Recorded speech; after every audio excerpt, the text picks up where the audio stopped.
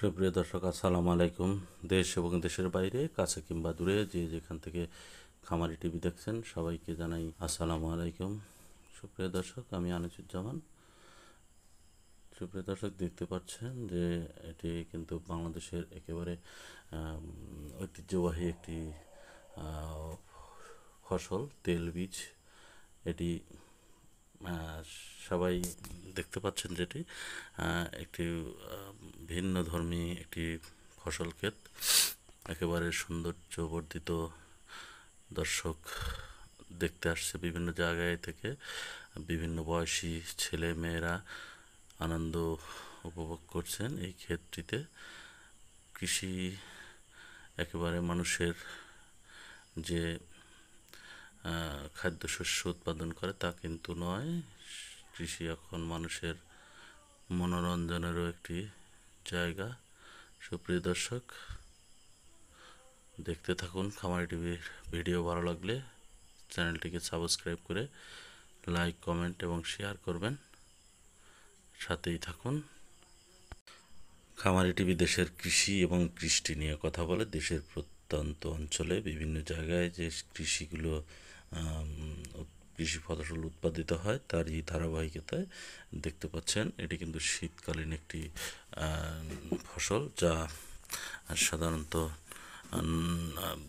এই নভেম্বর মাসের দিকে বপন করা হয় এবং মার্চ এপ্রিল মাসের দিকে এই ফসলটা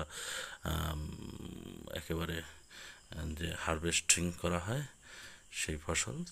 এটি কিন্তু সেই সূর্যমুখী ক্ষেত, বাংলাদেশের উত্তরবঙ্গের পাবনা জেলার একেবারে যে বিশাল একটি শস্য ভাণ্ডার, আমরা যেটাকে বলি বিএডিসি, পাবনার বিএডিসি।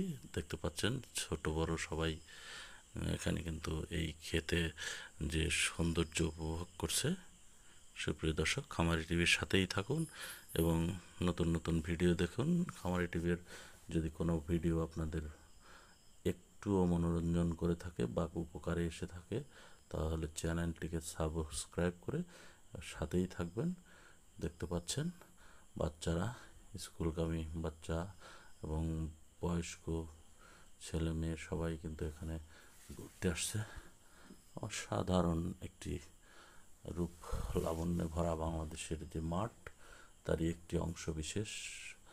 খামারি টিভির সাথেই থাকুন, নতুন নতুন ভিডিও দেখতে থাকুন। আমরা এসেছিলাম সেই যে সূর্যমুখী ক্ষেত থেকে বিদায় নেব। সুপ্রিয় দর্শক, সাথেই থাকুন এবং নতুন নতুন ভিডিও দেখতে থাকুন এবং উপভোগ করুন বাংলাদেশের যে কৃষি এবং কৃষি এখন বাণিজ্যিক উদ্দেশ্যে উৎপাদিত হয়। সুপ্রিয় দর্শক, সাথেই থাকুন, নতুন কোনো জায়গায় দেখা হবে। ততক্ষণ পর্যন্ত খামারি টিভির সাথেই থাকুন। আসসালামু আলাইকুম রহমতুল্লাহি ওয়া বারাকাতুহু।